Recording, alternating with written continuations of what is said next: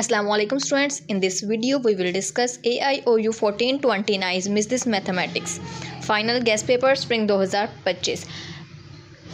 इस वीडियो में हम इम्पोर्टेंट टॉपिक्स को डिस्कस करेंगे कि ऐसे कौन से इम्पोर्टेंट टॉपिक्स हैं जिससे स्प्रिंग 2025 का पेपर आ सकता है। 7 टॉपिक्स हैं हमारे पास, जिनमें पहले भी बार बार जो टॉपिक्स रिपीट हुए हैं, क्वेश्चंस चेंज कर देते हैं या फिर क्वेश्चन भी वही रहता है अक्सर। सबसे फर्स्ट टॉपिक हमारे पास है इनइक्वालिटी। इनइक्वालिटी होता क्या है? ऐसी इक्वेशन जो बराबर ना हो, जिसकी तस्दीक बराबर में ना आए, जो बड़ी हो या फिर छोटी हो, वो इनइक्वालिटी होती है।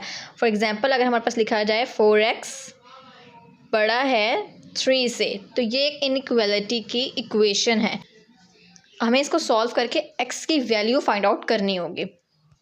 नेक्स्ट पर हमारे पास है एब्सोल्यूट वैल्यू। एब्सोल्यूट वैल्यू ऐसी वैल्यू होती है जो सिर्फ प्लस में होती है, नेगेटिव नहीं होती। क्यों? क्योंकि एब्सोल्यूट वैल्यू में हम लोग डिस्टेंस को कवर करते हैं, और डिस्टेंस बेशक आप सीधे कदम चलें या फिर उल्टे कदम चलें, डिस्टेंस हमेशा पॉजिटिव ही मेंशन किया जाता है। आप लोगों ने क्या करना है, इसमें जो भी क्वेश्चन दिया जाएगा एब्सोल्यूट वैल्यू में, उसमें बार्स दी जाती हैं, जैसे कैसे बार 7x - 4 फिर बार। तो आपने सबसे पहले ये बार्स जो होती हैं इनको ख़त्म करना होता है, और बार ख़त्म करने के लिए हमारे पास दो अलग-अलग केस आते हैं, जिसमें फ़र्स्ट केस में हम इसके साथ प्लस का साइन लगा देते हैं इक्वल की दूसरी साइड पर, और दूसरे केस में माइनस का साइन लगाते हैं और दोनों तरफ x की वैल्यू फाइंड आउट कर लेते हैं। और x की वैल्यू इस तरीके से हमारे पास 2 फाइंड आउट हो जाएंगे, एक प्लस के केस में और एक माइनस के केस में। नेक्स्ट हमारे पास है लिमिट।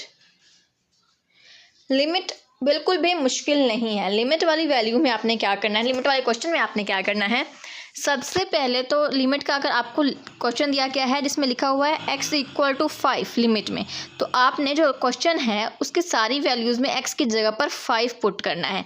लेकिन एक बात का ध्यान रखना है कि जहाँ पे अगर आप 5 पुट कर रहे हैं तो क्वेश्चन का आंसर 0 ना हो।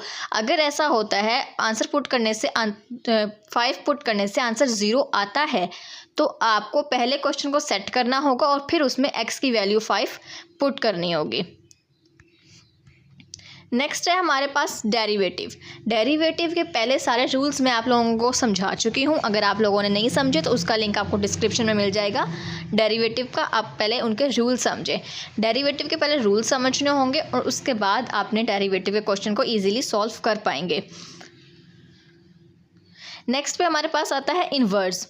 इनवर्स हमें एक मैट्रिक्स दे दी जाती है, 1 2 4 6 कुछ इस टाइप की मैट्रिक दे दी जाती है, और इस मैट्रिक का हमने इन्वर्स निकालना होता है। a-1 का मतलब होता है इन्वर्स। इन्वर्स निकालने के लिए सबसे पहले हमें डिटर्मिनेंट निकालना होता है, उसके बाद एडजॉइंट, और सबसे लास्ट में फिर हम इनको डिवाइड करके इन्वर्स फाइंड आउट कर लेते हैं। फार्मूला इसमें एक ही यूज़ होता है, तरीका भी एक यूज़ होता है, लेकिन क्वेश्चन करते हुए अक्सर मिस्टेक हो जाती है, तो आपको इन्वर्स की जो है वो बार बार प्रैक्टिस करनी होगी। नेक्स्ट पे हमारे पास आता है मैक्सिमम और मिनिमम। मैक्सिमम का मतलब होता है बड़े से बड़ा, और मिनिमम का मतलब होता है छोटा। मैक्सिमम का मतलब बड़े से बड़ा और मिनिमम मतलब छोटा। हमें एक इक्वेशन दे दी जाती है, हम उसका डेरिवेटिव फाइंड आउट करते हैं। पहले कोई भी इक्वेशन होगी सेकंड डिग्री की इक्वेशन। सेकंड डिग्री की इक्वेशन का मतलब होता है जिसकी सबसे बड़ी पावर, x की जो सबसे बड़ी पावर होती है वो 2 हो। उसका पहले डेरिवेटिव लेंगे और फिर हमारे पास जो आंसर आता है उसको हम इक्वेशन में पुट करके देखेंगे कि सबसे बड़ी वैल्यू कौन से नंबर पर बन रही है और सबसे छोटी कहाँ बन रही है। बस यही मैक्सिमम और मिनिमम है। मैक्सिमम और मिनिमम के साथ एक और पॉइंट अहम होता है, वो होता है point of inflection. Point of inflection